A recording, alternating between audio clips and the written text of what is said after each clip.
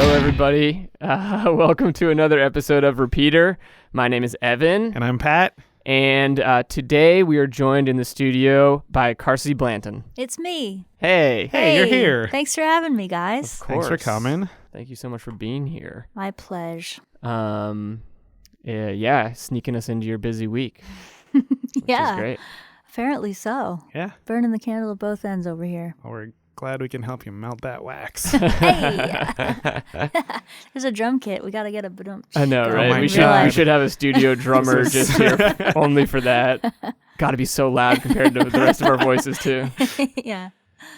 Well, this is a show where we talk to someone about a song that they love that means a lot to them, and we'll get to that super soon. But first, let's talk a little bit about something we've been listening to recently. Sure. Surprise. I've been listening to the new Janelle Monáe because it is so good. Yeah, you're right. I mean, I was trying to pick one song, and I can't. I really can't. But the one today that's kind of been like going over and over in my head is Crazy Classic Life. Mm. Yeah. I don't know what yet. I only know the single so far. I got to Yeah, dive The singles right are in. great. Ugh. The singles are great. And the rest of the album's good. This is the second track on the album. And there's just something about the way that she sings the chorus that, like, I don't know, it just hit me in such a cool way because it, like, slows down. Like, the rest of the song is so upbeat, and then the chorus comes, and it just kind of slows down and makes you, like, think about it. That's just the way it makes you feel. It's so good. Is that right?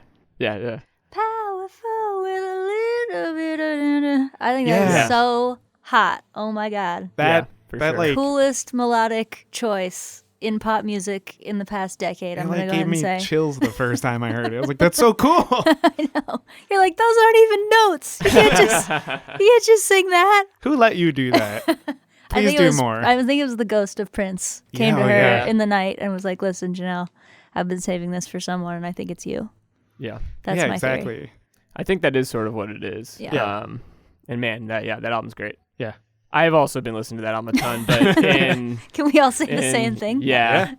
But it's also like, I think it was one of the singles was the thing I mentioned the last time we did a show. So I'll choose something different just to not be redundant. I've been listening to, I had to write this down, but Twin Shadow also put out a new album, Yeah. which is called Caer, I think. Caer. I'm not sure if anyone knows a better way to pronounce that. It's pretty good. It's like a laid back, fun Twin Shadow album.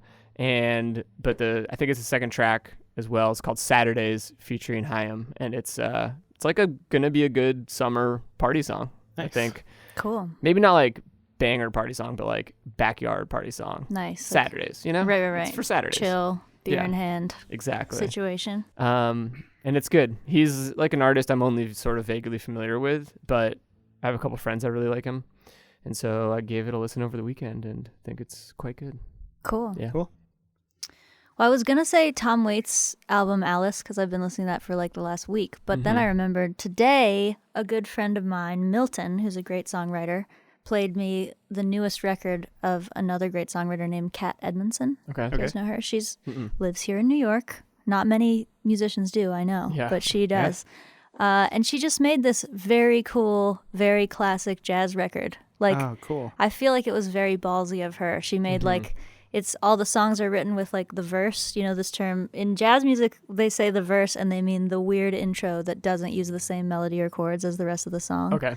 So it's like, I was a humdrum person living my life apart. And then the song comes in and it's like, da da da da da da da. So anyway, she wrote all these songs with like those kind of verses and then they have full orchestral arrangements, sort of like 50s jazz records do, Whoa. That's awesome. with like an orchestra and a horn section. And then sometimes the guys come in like, oh, those guys, you Yeah. know, la la. I just thought that was pretty cool of her. So That's shout very out cool to of Kat her. Edmondson. Yeah. We'll have to check awesome. that out. Yeah. Sure. Yeah. That sounds very cool. Well, in the spirit of jazz, what song did you want to talk with us about today? In the spirit of jazz, I wanted to talk about. Is that not a phrase people use on a no, regular basis? Definitely is. Definitely is. I wanted to talk about a song that was written by these guys, Julie Stein and Sammy Kahn, who were like one of these jazz writing duos, performed by Chet Baker, who's one of my favorite singers ever. And the song's called I Fall in Love Too Easily. Great. Let's listen to a little clip of it right now. Great. I fall in love too easily. Right away. Get it. Jumps right in. Yeah. I always love the sound of like a piano being played softly. Yeah. I know, these old guys could really play some cool stuff while also supporting a singer. You don't get that much anymore. Yeah. So I think so many things about this song are great, but I'm just going to point out one thing about the way Chet Baker sings, which is that he doesn't use vibrato at the end of his tones. He doesn't go foo, right. which is what almost everyone does, because it's hard to hold a note and stay on the note and not do vibrato. Yeah. But this guy nails it every time. Check it out. Man. I fall in love too fast. It's gorgeous. That's awesome. Guy really knows how to hit a note. Dang. Gorgeous. Good job, Chet. Yeah, he needs our Chet. approval at this point. And then he comes in and also plays a really cool trumpet solo. Like, oh, by the way, I play a little horn now and then. Gosh. Yeah. So that's incredible. Great. we're gonna try to guess why good. you chose this song. Okay. Good luck to us. Yeah. And as usual, going to nail it. Great. I don't know. This song made me think about like being at my grandma's house. So I'm just gonna guess that your grandma was not my grandma, but a different one.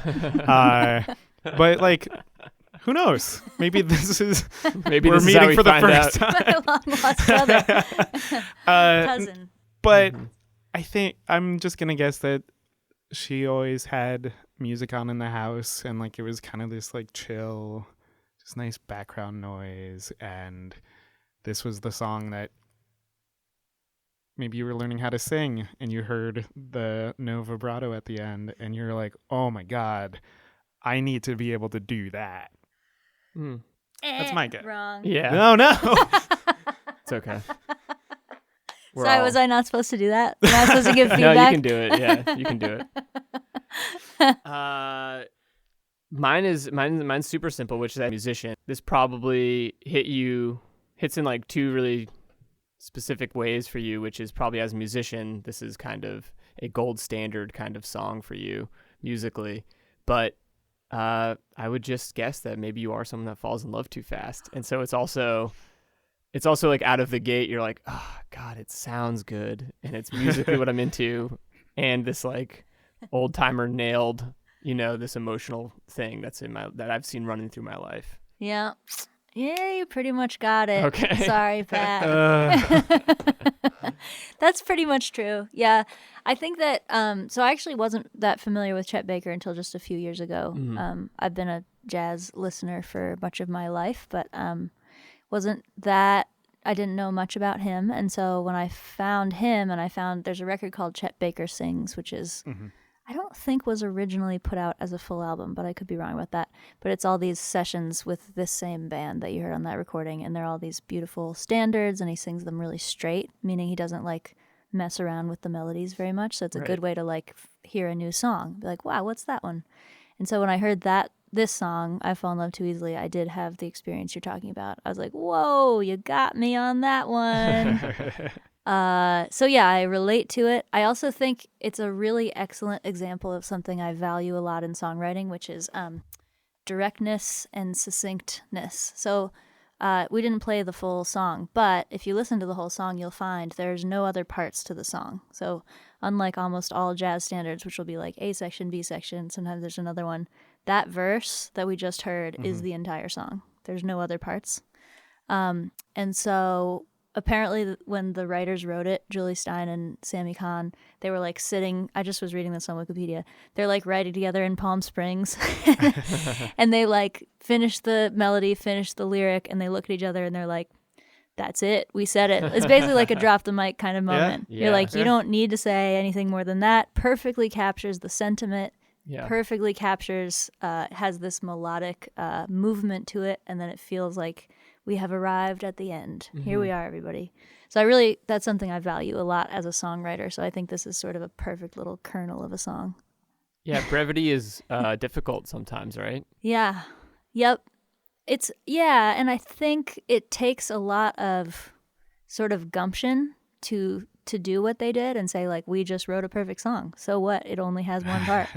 You know what I mean? Yeah. Like, they didn't need the approval of the other people, the other writers being like, yes, you wrote the A section. Now you have to write the B section, and then we will all agree this is a song. They were like, that's Right. it. It's done. Boom. So, yes. I mean, there's something like incredibly impressive about only having that A section and hitting such an intense emotion. Yeah. Yeah, and that's the other thing is the lyric, it's almost like a haiku. So it starts with, I fall in love too easily, I fall in love too fast. And then it goes on, I fall in love too terribly hard for it to ever last. My heart should be well schooled because I've been fooled in the past. And then it returns to the beginning, I fall in love too easily, I fall in love too fast. Yeah. And that's it. It's like, so it does feel like a haiku, and similar to a great haiku, you're like, wow, you only said this many words, but you really like, boom, right in the heart with the feeling. And it's like enough to just plant that seed in you to then think about too much over the next week. Right. It's like a little ninja thing that you could just carry around in your brain. And it'll keep popping up. And it's maybe a helpful thing to if you're going, if you are processing something like that, even something like that, falling in love, to keep it simple. Yeah. Because I think sometimes we all get into situations where somebody asks you like, oh, what's going on with this? And you start with something simple. And you're like, oh, well, I guess I kind of like fell in love really quickly. Right. And then you just end up continuing to talk, and you almost ruin maybe the original sentiment that by the end of the conversation, you're like, am I in love? I don't. Yeah. God, I gotta think about some things. Totally. Like, if you just put it in the bank, you know what I mean, and like step away from it for a minute, you might be doing yourself a favor emotionally and mentally. Yeah, and I think that's one of the beautiful things about lyrical writing, about poetry and lyrics, is that because you're combining words with melody, in this case, you can have these sort of phrases that are just pregnant with like mysterious secret meaning. Mm-hmm. And if you don't elaborate further and keep talking, then it's like it has this sense of like, wow, that one line is so full of meaning, and you could interpret it lots of different ways, and it reminds you of lots of different things. Even like the phrase, my heart should be well schooled because I've been fooled in the past. That has a lot of information in it without saying like, one time I was in love with somebody and they broke my heart really bad, but still I'm in love again. I'm an idiot. You know what I mean? Like all that is implied. Remember that classic jazz song? Yeah, exactly. So there's a lot of implied meaning, and like the melody and the instrumentation and the chord changes and everything sort of adds more implied meaning to that poetry, which is why songwriting's the coolest thing ever. Yeah. That's the case for it, everyone. So, in case you thought you had a thing that was cooler. It's a way to get the most meaning across in like the smallest amount of time. Yeah, it can be it's very efficient. Yeah.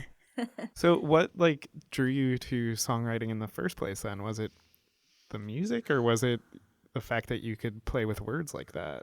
I don't know. I think both. Yeah. I was just talking to a friend who's also a songwriter about how one of my earliest memories of like thinking about songwriting was, I think I was probably 8 or 9, and I remember listening to a John Prine song, the song Dear Abby. Mm-hmm. And there's a line in that song about something about knocking on wood. Do you guys know John Prine? Yeah, vaguely, but I don't have like a deep relationship with him. It's like, stop wishing for bad luck and knocking on wood. So it's like, don't wish for bad luck, and then you knock on wood like you're taking it back. But I didn't know what knock on wood meant, and I remember being a kid and being like, that line doesn't make sense. He should really rewrite it. And then I rewrote it for myself in my mind. And I remember having sort of a revelation, like, whoa, somebody just made that up. And like, I can make stuff up too. Like, yeah, right. Like, I remember it was the first time I realized that like a person made every song out of their own minds. And like, you can make stuff up. I can make stuff up. There's no like secret society, you know? Mm-hmm. Yeah. So I think that's always been my interest, is like, I just like making stuff up. Nice. Yeah. And backing up, giving us a little bit of context. So I assume you've also been singing and be a musician for a long time then. Yeah. So I was one of those kids that took piano lessons from a really young age, and then I think I was about 13 when I switched to guitar, and for whatever reason, the guitar kind of cracked open songwriting for me. So that was the same time I started writing songs. And same with singing. I kind of knew about it and had done it here and there, but when I started to become a teenager, you know, like most teenagers, I started to feel like I have so much important stuff to say. Yeah. So that was when I started working on writing songs, and it took me a few years. Like, I wrote a bunch of songs that I thought were dumb, and I didn't share them with anybody. Yeah. And then I was probably 15 or 16 when I wrote the first song that I thought was good. And that was really fun, so I just kept doing it. That is really fun. Awesome. And jazz is also pretty prevalent, I think, in your music, right? Yeah. So when did that kind of enter your world? Yeah, well, actually, this is the part that was true of Pat's idea of where how I got interested in that song, which about my grandmother's house. Mm-hmm. So my grandmother only listens to opera, so that part was not true. But my grandfather is a big jazz guy, and he had heard, I think, from my mother that I was starting to be interested in music when I was 13. So for my 13th birthday, he sent me a bunch of CDs. He sent me a Billie Holiday anthology, and Nina Simone Sings the Blues, and like an Ella Fitzgerald and a Sarah Vaughan. He was like, these are all women who sing. Mm-hmm. And just sort of slyly, he was just only giving me jazz. And I just connected to it right away. Like, for whatever reason, Billie Holiday was the main one. When I started listening to her, I just right away was like, this is awesome and I love it. And I pretty much have felt that way the whole time. I didn't go to school as a kid. I was homeschooled, and then I also didn't go to college. So I'm like not a trained musician, but I am a devotee of jazz. But I didn't like go to school for it or anything like that. Just listened to it a lot, and then sort of learned to play guitar by like hackishly putting together chords to these jazz recordings. Sure. Yeah. Yeah. Well, it's worked out pretty well for you, it seems. Hey, nobody has stopped me yet. I'm waiting. Keep waiting for somebody at a venue to be like, where are your credentials? It's like a good lesson in general adulthood and artistry, is that no one's going to stop you. Just create the thing you want to create. You know? Well, I mean, it even goes back to the first set of songs that you wrote, like feeling badly about them. Like, that's any creative endeavor. Right. It's just, you will make things that you're probably not going to be happy, but like, do it. Yeah. And I think one of the great lessons of creativity that is so valuable is the lesson of making work, reflecting back upon it, going ahead and making judgments about it, and then making more work. It's like that. Yeah. That is the creative process. There's not another process. And other people outside of you aren't actually involved. It's just a matter of creating and reflecting and creating and reflecting again. And so I think that experience of making work that's bad is actually super valuable and essential for becoming an artist of any kind. Because you can't grow if you don't challenge yourself. Yeah. And I think it's not even about like, as long as you don't go into that dark place of like, I suck, why did I ever do something so lame? As long as you don't do that, it's all really good, valuable information. Yeah. Maybe that was a dumb line. I could do a better one next time. You know? Yeah, I mean, you got to swing for the fences. Yeah. You know, and see, you got to see what happens. Yeah. And like, I do worry a little about kids today. I worry about kids today because you can instantly share everything you make. And so I'm afraid they're not going to get that internal experience of like making a thing that you don't share and critiquing it on your own and not waiting for someone else to critique it. Because there's like no private process left anymore. Right. Yeah. It's interesting because I think it is problematic that so much of what gets created is like we rely on likes to show value or worth. Right. Where I think of the more valuable thing is just making the thing and putting it out there. Yeah. And learning to not necessarily care what other people think. Yeah. Like, I think it's a more important lesson to be able to put something out there and own that. Yeah. And then like have it be in the world. Yeah. And not wait for, I got 100 likes Right. on Instagram or whatever. Yeah. And also to make things that you don't put out there. I think that is part of Yeah. I think that's also valuable. I hardly do that anymore, but I certainly did it a lot when I was learning how to write songs. Yeah. And I do still think it's a good way to cultivate that relationship with yourself and with your own creativity. Yeah. Just some things are just for you, and that's okay. Yeah, I mean, just going off of that, like at home I have like a looping pedal and it doesn't store the loops, and it's really fun to play with. Nice. And it doesn't store the loops, so when I turn it off, they're gone. It's like a Zen garden, the sand garden thing. Yeah, and I love it. That's awesome. Yeah. Yeah, I think a lot about it in the context of comedy. I do predominantly improv and sketch comedy, and Cool. sketch I guess you're always kind of you're trying to put it out there. You're trying to put it on stage at least. But there's a whole lot of stuff that gets left in the writer's room that no one's ever going to see. And maybe it's some of your favorite stuff. It just doesn't fit the show. Right. Maybe it doesn't resonate with the other people on the team even. But that stuff gets left on the floor. Yeah. And then I think, I mean, with improv, you're constantly basically creating stuff that it doesn't matter and no one sees. And practice is a huge part of that. And you're doing that to... the team is doing that just for themselves. Yeah, and to get better at the process. Yeah, exactly. That always reminds me of something like the best advice I ever heard about creativity from anyone was a friend of mine's father said, who's an author, he said, creativity is a well that fills from beneath, so you have to keep using it if you want more. So in other words, there's no save it. There's no like, that was good, you have to hold on to it, or like wait for the right time. Like you just keep using it. That's how you do it. That's how you get better at it. That's how you get new ideas. So I think like the ability to use your ideas and try them is much more important than the result. Yeah. Yeah.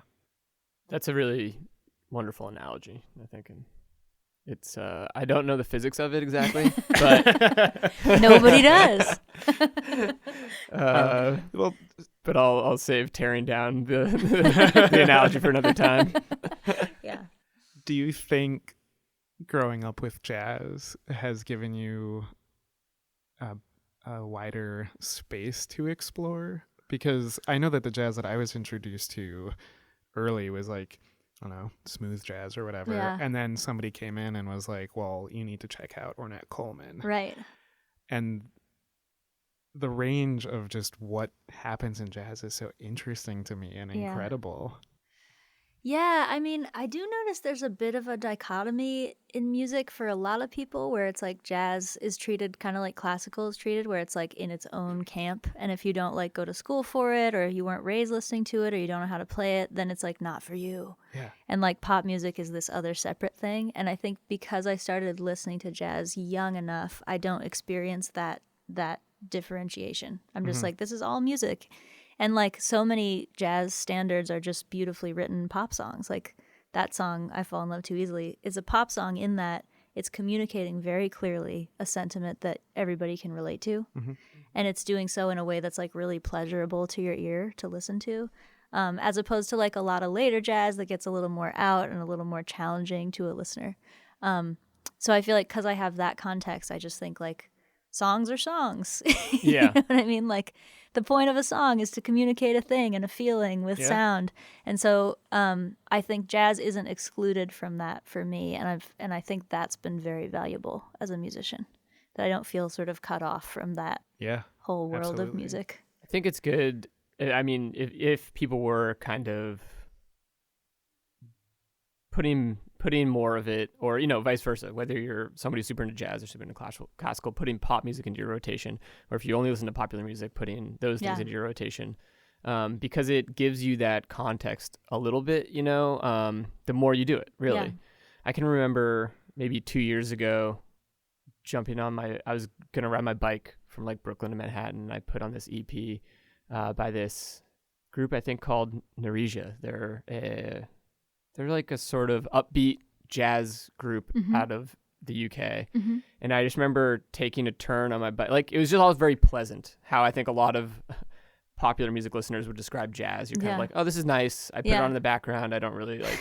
Right. It doesn't necessarily communicate much to me. Right. And I remember I was taking this one turn, and the song goes from this really kind of slow, swelling, nice introduction to then it just turns a corner and gets like this upbeat horn section that's really, really fun and really, really cool. And I just remember it was as I was taking this turn, and it perfectly synced out with like my pace and everything I was doing. And it gave me this big boost to go like take a bridge. Yeah. And it was just this thing where it's like it was kismet, you know, Yeah. it worked out perfectly at that time. And I was like, oh, now I know, now what this song communicates to me is energy. Right. And now every time I listen to that song, it really is like it's like a pump up song, but Yeah. it's very like beautiful, and Right. the instrumentation is nice. It's not, you know, a fist pumping like Right. techno song or something like normally what pump up music is. Yeah. But that's right. now how I view that song. That's awesome. So you were able to have like a new relationship with the song. Yeah. And I it love really that. like kind of caught me by surprise. Yeah. But totally. you don't get that unless you make sure you put that stuff in your rotation. Like, you know, Yeah. you make sure you listen to that stuff. Yeah. Yeah. Yeah, it's funny too because I feel like the jazz versus pop sort of false dichotomy is like it's partly upheld by people who don't listen to jazz who think like, oh, jazz, that's like way too sophisticated for me. But it's also upheld by like the jazz nerd, Mhm. like the sort of jazz Nazis. I shouldn't say Yes. that, but the jazz purists maybe Yeah. is the way to say it, where it's like they treat it like it's its own thing and you have to really know about it. You have to study it. You have to like know music theory and play an instrument or you Yeah. like can't appreciate it. And I think that's all just malarkey, basically. I think all music is about the pleasure of listening to things and the pleasure of sound. And if you have ears that work, then you can listen to any kind of music and enjoy it. Yeah, and I think that it happens across any genre, Yeah. really. Because we were talking the other night about like listening to music in high school, and like Yeah. I was telling a story about some kids I knew that were like writing off bands because they sold out Right. because they got signed to a label, and it's like they're not punk anymore. It's Right. like, yeah, but now they can like buy dinner, and that's kind of nice. And yeah, I think it happens, and it kind of sucks that those things are so delineated because Yeah. like I don't go out of my way to play pop music, and like I've been trying more, and like that's Yeah. how I have Janelle Monáe on my phone. Yeah. So it's great. Right. It's like you don't need to have these divisions. Yeah. That's why I say I'm genre fluid. You get in trouble for that too. Yeah. No, right. I am No. genre fluid though. And also it's Yeah. interesting because gender and genre have the same root because they're both about making basically arbitrary distinctions about things. Categorization. Yeah. Ah, Yeah. And genre is also a social construct.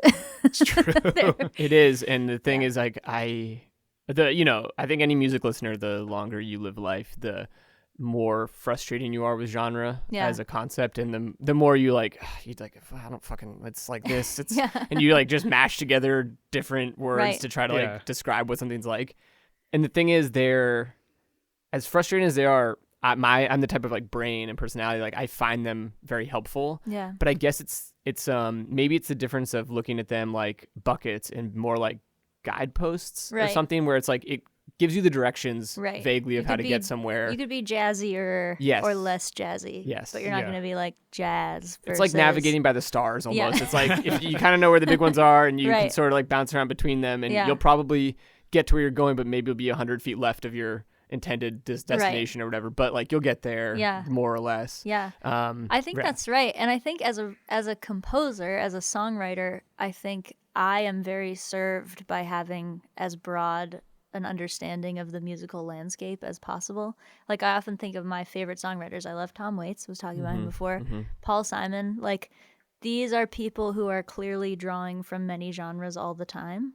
And they have a way of it almost feels to me like when they get an idea for a song, they have so many different genre tools that they can like make it into the best expression of that song idea. Yeah. Whereas like if you only play bluegrass, like what happens if you think of a really great hip hop song? You're just screwed. You don't get to write that.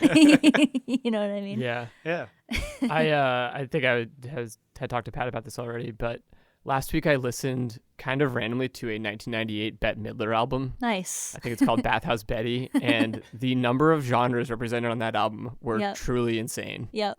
In like a way that I think was maybe a little gross, because it wasn't so much about Too much. combining genres on like individual tracks. I think it was a little bit more of hey, I want to write this kind Right. of song. Does anyone have one of those songs Right. for me to? It's And like, I can look what I'll I can sing do. It. Yeah. Yeah. It was a little stunty, but Yeah. but some of them were actually really good. There's some of the departures from maybe Yeah. Bette's, fortes. Right. And but it was a real journey Yeah. of an album. I think it had she had a lot of vocal pop, obviously, which is kind of her bread and butter. She covered a Ben Folds 5 song, Nice. which is from, I think, Ben Folds 5's first album. It's called Boxing.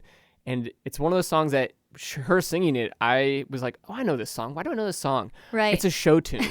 And I really was convinced because that it was a show tune that I was listening to. Right. And then I realized it was this Ben Folds 5 song, and then realized that Ben Folds, at that point in his career, basically wrote a show tune song, but for a regular popular And they played music it, so you album. didn't realize it was a show tune. Exactly. And then when Bette Midler did it, you were like, oh. It's exactly what it sounds like. I love that. She has that's a perfect example. It's a perfect example. And yeah, it was just like it was a very delightful album to listen to in that regard. Awesome. I'll Jumping check that around, out. you know. Yeah. Yeah. Yeah. Yes. Genre.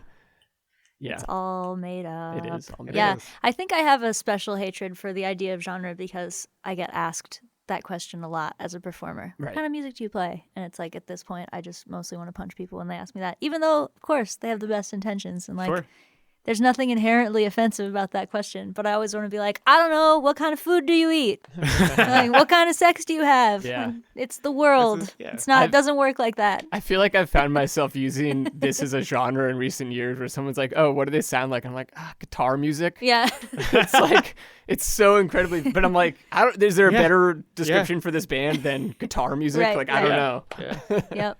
Well, I mean, just going back a little bit earlier about kids these days, like Oh yeah. Kids these Let's days. get up on this soapbox.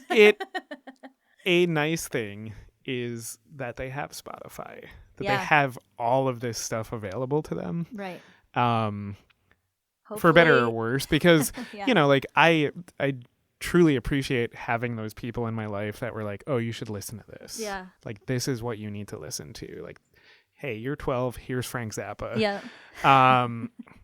But it is nice that like, you know, Spotify's Discover Weekly will throw like weird things in there, and that's like, I don't know that it'll get people to stop like throwing things into genres, but like maybe it'll blend influences a little bit more. Yeah, we're like moving into the age of having robots instead of DJs, and they might do a better job. We're about to find out. DJs are pretty prejudiced, or like they're pretty preferential. You know, like they have their things that they like and they want to push. And, Well, and especially lately when the sort of industry side of music has taken over the like having personal taste side. Like theoretically there was a time when DJs had a lot more, you know, free will about what they could play. If we're talking like radio DJs, I think there's almost zero free will. Now there is, Now they just have at any major radio station. But like if you look at a playlist, there was a thing going around the internet a while ago that was like someone made an interactive chart of all of the top 10 records from every year since the Billboard chart began, which was like 1949. Yeah. And so you could see the records, and then when one became number one, it would play that record.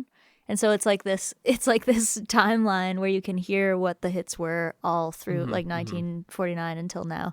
And what was interesting is like there really was a sweet spot there in the 60s when like the number one record could be Bob Dylan, it could be Aretha Franklin, could be the Supremes, could be the Beatles, could be Ray Charles, it could be like a gospel crossover thing, it could be like a doo-wop song. Like there was this little tiny like maybe 8-year, maybe not even that, maybe like 6-year period where like it seemed like we had actual fluidity. We had genre fluidity. We had like anybody who listens to the radio is going to get the same stuff, and it's going to could be from any genre depending on the day, you know? I wish radio was more like that now, but of course it isn't. Yeah, of course. But maybe Spotify playlists are a little more like that, or they will be. And I think they are certainly more and more like of the source of where you're getting music from, because I was, you know, we were still getting music from the radio when we were younger, and or at least to some extent. And I think that if something that is attempting to tailor things to you is probably going to do a little bit better of a job than top 40 radio. You know? Definitely.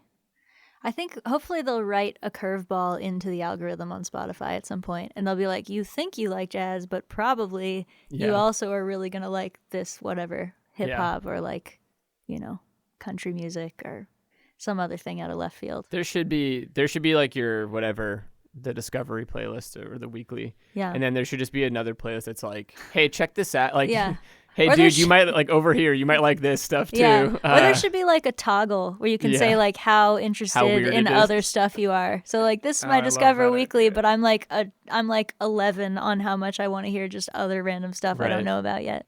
Yeah. Yeah, It'll there should just be a throw like more a of it mixer, at you. Yeah. blender or something. Yeah, blender. The blender button The blender button. I like that so much. for I think all of Spotify. Spotify is definitely going to take this idea from us and not give Yeah. us credit. But It'll just be know that worth we it. invented it here.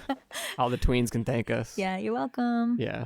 So this is a little bit of foreshadowing for the listeners, but Oh. the songs that you played, you Mhm. play the cover of this song and then your own version of it or Yes. take on it. And I'm curious how it came to be that you took a song that you love and then wanted to put your version of it into the world. Yeah. Well, I think when I first heard I fall in love too easily, I really related to it, like you were saying, because I do fall in love too easily and often. So I think I related to that song, and then years went by where I was just experiencing being a person who falls in love all the time. So it wasn't like a direct, like, I'm going to write my own version. It was more Sure. like, this is something that me and Sammy Khan, the lyricist of that song, just happened to have in common. Okay. So when I wrote my song "Lovin' Is Easy," I have a blog as well where I write about mostly love and sex and relationships. And I had written this post called "Casual Love," which has ended up being like I think it's the most popular piece of anything that I've ever put on the internet. So like this is my hit, is this blog post yeah. called "Casual Love." And in the post I basically say I think that the way we think about love is perhaps dangerous in certain ways. This idea that it's this momentous, really special, unique thing that you're supposed to save for like only a few people in your whole life. And if you fall in love, that's like a really big deal. You should probably like get married or at least like date that person. So I was saying that's one idea, but what about this other idea, which is what if we have this idea of casual sex, which people are becoming more comfortable with in the world. Can we also have this idea of casual love where like you could meet someone, you could fall in love with them, and you could just be like, yo, I love you. Okay, bye. You know? So that was the idea. And then I think because people related to it so much and kind of shared it a lot, I like maybe sunk a little deeper into that line of thinking. And then out of that line of thinking came the opening line of my song "Lovin' Is Easy," which is, I'm in love with you, but it's all right. I fall in love almost every night. And I was like, that's a little funny joke, which is how a lot of my lyrics will start. I'll like tell myself a funny joke, and if it makes me laugh, then I keep working on it. So I liked that idea that you could say that to someone. Like, hey, I'm in love with you, but yeah, don't worry about it. It's fine. So that's where that song came from, was just sort of like riffing on that idea that you could like meet somebody. Maybe you have a hookup with them or you spend a week together or whatever, and you have these feelings of love. And instead of saying like, panic, I'm in love with you, you just say like, hey, I'm in love with you, but it's cool. Don't worry about it. Lovin' is easy. Like, have a nice life. Yeah. Yeah. Well, I like that compared to what you were saying before about how just being succinct. Yeah. Yeah. Yeah, might as well. Yeah. Yep. And it's also a theme of a lot of my work, is sort of like approaching love and approaching relationships from a more lighthearted, sort of humorous position where it's like, hey, none of this is actually particularly important. Like, we can just have a good time about it. Yeah. No, and I think it's such a nice idea, I think, and obviously why it resonated with a lot of people is because it takes a little bit of the pressure off of what we know love to be, what we think we know love to be.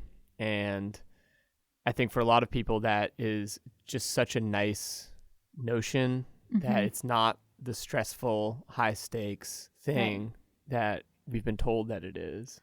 Yeah. And that love can be both intense and fleeting. Yeah. Or it can be, smoldering and long lasting. And it can kind of, the casualness with with the way we talk about it is what's really important. Yeah. And yeah, because I can say, some of the greatest loves in my life are people that I'm not in relationships with anymore. Yeah. And they are still in my life. They are still people I love very dearly. Yeah. And the success, quote unquote, of that relationship has very little to do with the love between myself and that person. Exactly. And I think because we have this tendency to like put love on a pedestal, we tend to like kind of look back on our lives and like round things down. Like, well, we weren't really in love. We were just hanging out or whatever. But like in reality, the feeling is basically equally intense in both cases. Like Yeah. when you fall in love with the person you marry, it basically feels the same as when you fall in love with like the 3-night stand that you like met when you were on tour or whatever. Right. So it's like, but we like to pretend that like one of them felt really different. And I think it's okay to say actually they feel the same. Like I felt equally intense when I met my husband as when I've met various other people. Mm-hmm. But then we also like built a life together and like bought a house. You know what I mean? Like it's okay that the feeling is the same and then you choose to do different things with it. I feel like that's a little more empowering than like, oops, I've fallen into this pit and we call it love and now I'm like my whole life is prescribed. Yeah. Well, I think so much of that also just comes out of like pop culture. Yeah. Like Disney movies. yeah, here's what love has to be. Yeah. And it's like, no. Yeah. It's different for everybody probably. Yeah. And I do think also there's a bit of a zap on women or female socialized people because of the Disney movie thing where it's like you're kind of supposed to be just waiting around for your whole life until like the right guy comes along and then you can like start your life. And so I think this idea of casual love like takes a little bit of the power out of that where it's like, nah, you're just doing life and meeting various people as you go along and having many feelings, but like you're in charge of it the whole time. Mm-hmm. Yeah. I mean, it's a great notion. And I think the thing that people find hard, I know I can say that, it's like sometimes you don't feel like you're in charge of love. Yeah. You know what I mean? But that is kind of one of the really nice, beautiful things about love is that it catches you off guard. Totally. Catches you by surprise. Yeah. And it's unpredictable. Yeah. And I think to me it's like the contradiction or the paradox of it is you aren't in charge of your feelings as you move through the world, but you're in charge of your life decisions. And so I think that's what I wanted to do with that idea is sort of unmarry those two things. Like you can have the feeling and you can still make the decision to do something else. It reminds me of like it's almost the way you're describing it. It's like that's exactly what we do with like food for the most part, right? You don't eat the most unhealthy, ridiculous, but the delicious thing and then think to yourself, I have to do this for every meal. Yeah. Like you're not going to kill yourself because you have like this intense, wonderful pleasure from eating this thing. Like you're probably going to make a decision to have that every once in a while so that you can like live a life. Yeah. I feel like that's maybe that's a great dating analogy. You could be with somebody you have lots of passionate feelings about. You have the greatest sex ever. You're totally in love and they could still destroy you. Yeah, sure. You might still have to like put the hamburger down, back away. Exactly. Make a healthier life decision. I think that is a great place to end the interview. Thank you. Thank you so much for joining us. Thank you. Wonderful. It's been really fun. Yeah. How can people keep up to date with what's going on in your world? The main way is my website, carsieblanton.com, CarsiebLanton. And that's got kind of everything on it. Music videos, songs, you can download stuff, you can read the blog. Oh, you can buy the game, The Effing Truth. That's right. The card game. You're a game inventor, right? I am now a game inventor. Can you tell us just a smidge about what that game is? Sure. It's called The Effing Truth. And you know the game Never Have I Ever? Mm-hmm. Yeah. It's like a cross between Never Have I Ever and Bingo. So you get these cards that'll have a sex question on them. Like, have you ever slept with 2 people within a 24-hour period? And if you have done that, you can cross off the corresponding number on your board. And you're basically trying to get bingo. Gotcha. So it's like competitive talking about sex game. Sounds boring. Yeah, it's pretty boring. No, that sounds fantastic. Yeah. I just wanted to say, I was on your website last night listening to your new album, So Ferocious. Yes. It's very, very good. Aw. And something that I thought was really cool is that you release your music through Creative Commons or with the Creative Commons license. Yes, thank you. That's a very cool thing to do. Well, thank you, and thank you for noticing. Yeah. Yeah, I do that because I think intellectual property is like a little bit of a silly idea. Not like there's no such thing as intellectual property, but like intellectual ideas are not actually property. They're sort of adjacent to property. But I think the way art actually works is that people share things with each other and expand on ideas. And so I have a feeling about my art that I've made it and now it's in the world, and whatever happens to it now is like a little bit out of my hands. So so it's Creative Commons. You can download it for free on the website. You can even buy CDs for starting at $1. It's like pay what you want. Wow. And I just want my music to like be out in the world and fly free. That's my feeling about it. Well, highly recommend it. Yeah, it's a great album. Thank you. So yeah, we suggest everybody go and check it out. And we also hope that if you like this episode, maybe you want to subscribe to our podcast if you're not already subscribed, or tell a friend about it. Yeah. Do Tell it. a friend. You Share know? it. Share it like the Spotify remix we accidentally invented. Yeah, right. That's right. Someone's Fly gonna free, be Spotify listening to the Blender. electro pop playlist, and somehow an episode of Repeater is gonna end up in the playlist and take an hour out of their life. We just end up on like a You're spoken word welcome. ambient network. Yeah, but thank you to everyone who was listening. Carsie, thank you so much for joining thanks us. for being here. This has Thank been you wonderful. for having me. Everybody, until next time. Hit repeat. Yeah. Hit repeat. Oh, Who said that? we did it. This one's Lovin' is Easy.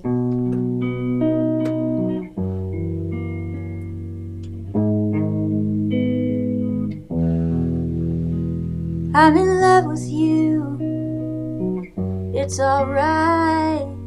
I fall in love nearly every night, and it fills up my heart, so I can't keep it in. So I hope you don't mind if I say it again. I'm in love with you, but it's okay. I fall in love almost every day. I'm in love with the boys in the band down my street, and with every good poet I happen to meet. 'Cause loving is easy, it's taking a breath. I do it all day, till the day of my death. I don't wanna own you, you don't have to stay. Just as long as I've known you, I wanted to say, I'm in love with you. Is that a sin? Just look at the state that you got me in. When I think of your hands, of your eyes, of your tongue, I get suddenly foolish and humble and young. 'Cause I'm in love with you, honey. Don't be afraid. I fell in love with the love that we made, but it's none of my business if you can love me. You don't have to earn it, I'm giving it free. 'Cause loving is easy, it's taking a breath. I do it all day, till the day of my death. I don't wanna own you, you don't have to stay. Just as long as I've known you, I wanted to say, I'm in love with you. I'm in love with you.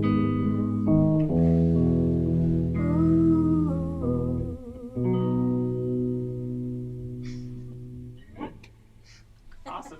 Very quiet studio. Yeah. Studio class.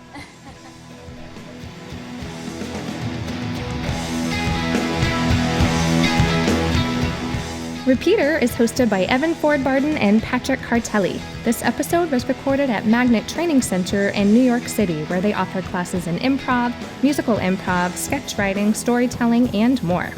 Find out more at magnettheater.com. Visit us online at repeater.show for live dates, hot music tips, and show archives. Theme music by the Sun Lions. Everything else by Love Nest Productions. Welcome to Repeater.